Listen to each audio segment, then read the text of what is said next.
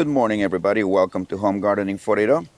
Today we have a project that we're going to do. I'm going to turn the time over to Sonia. Time's yours.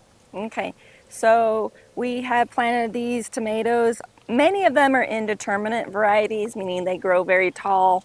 Tomatoes are a vine by nature. We had basically neglected these for a short amount of time. We've got to put in a trellis. We've decided we're going to do a Florida weave trellis. So that's where you put some stakes and you weave twine around them and they kind of hold each other up as well as the posts in between. So it's basically where the twine runs around them and then holds them in a straight line.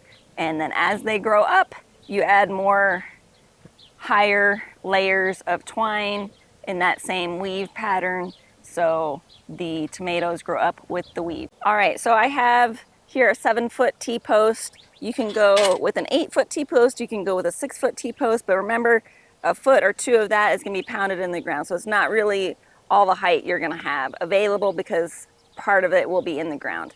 We have 2 rows of tomatoes in this bed.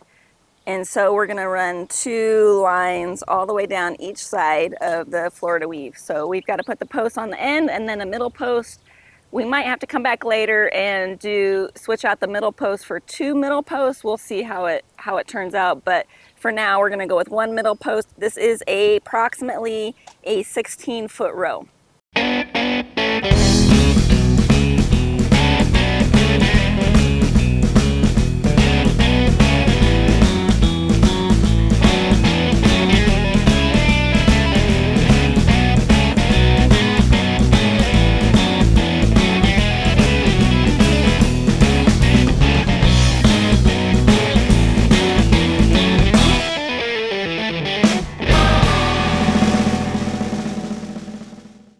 Just put our posts in. What I am going to use is this poly twine.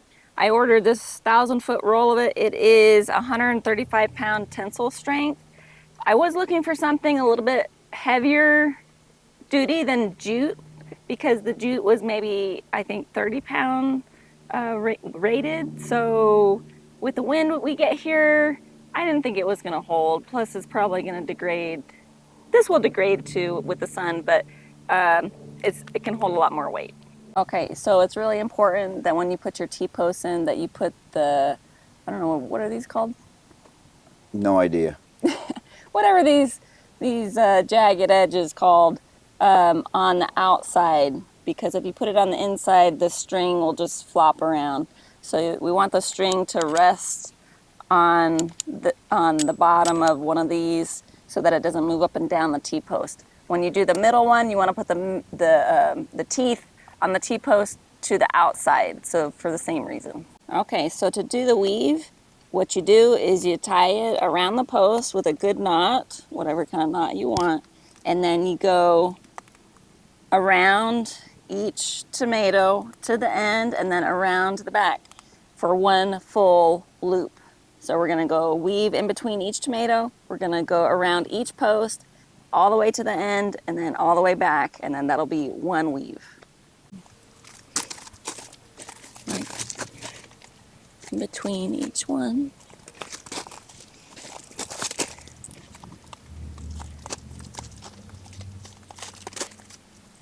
And then you want to go around the post, pull it a bit tight. You're going to come back and adjust this, but we're going to pull it a bit tight. We're going to go around this post.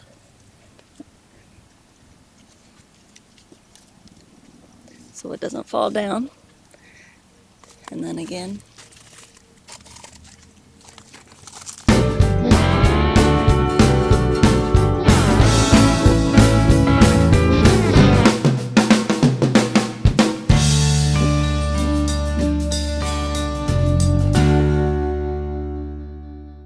Okay, so we came on this side of the tomato and we came to the post.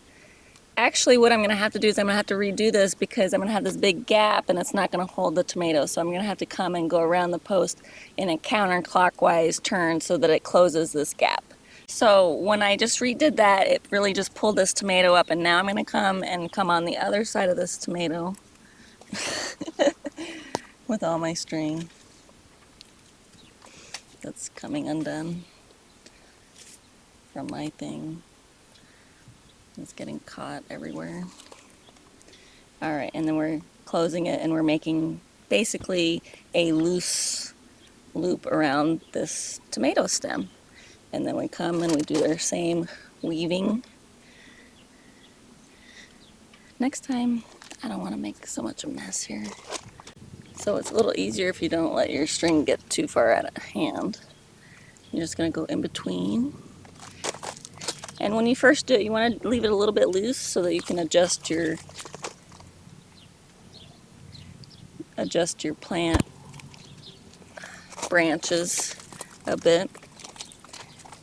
The key is you want to be on the opposite side on the way back so that it makes a loose loop around the tomato stem to support it. When you have some of these indeterminate varieties, some of them are a little bushier than others, so you gotta kind of figure out where you're gonna put your line. Okay, so now you want to make sure your height is approximately even across the whole weave, and then the thing that helps to hold this weave is the tension. So you can see if you look down the row there, as I pull tension, it kind of straightens up the tomatoes. So the tension is the other part of this that really helps hold the tomatoes up. It's not just the weave, but the tension from the post. So remember that you've got to put a decent amount of tension to keep this from falling over. The first row is completed. There goes my hat. And so now we are going to move to the next section and complete it. Okay, so as you can see, we did both sides. We have the first weave in place. One thing I did realize was, as I was doing this with Osmond, is that we need to do another row, but we need to prune out the tomato suckers on each plant so we have one main leader. One of the problems, for example, come look at this tomato right here. We had a branch out from the base and it's trying to do its own thing over here, so I am gonna have to prune that off.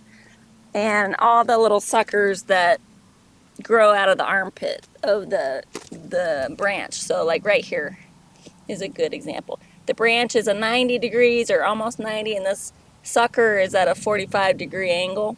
You want to take those out because they'll develop alternate leaders, multiple leaders on your tomato, and that's quite fine if you want it and you want to just let them sprawl all over, but I don't. I want to give them air, room. I want to eliminate pests or the environment that pests like.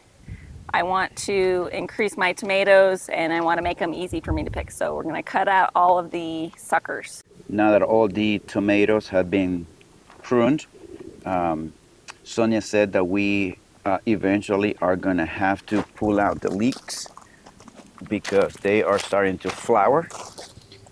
Start to do like this. And so we're going to do that later in the afternoon because it's getting too hot. Well, we are done. Sonia decided to add 2 more lines to the tomatoes because the plants are getting bigger. And so since we decided to do this, it was just a little too late, as she said.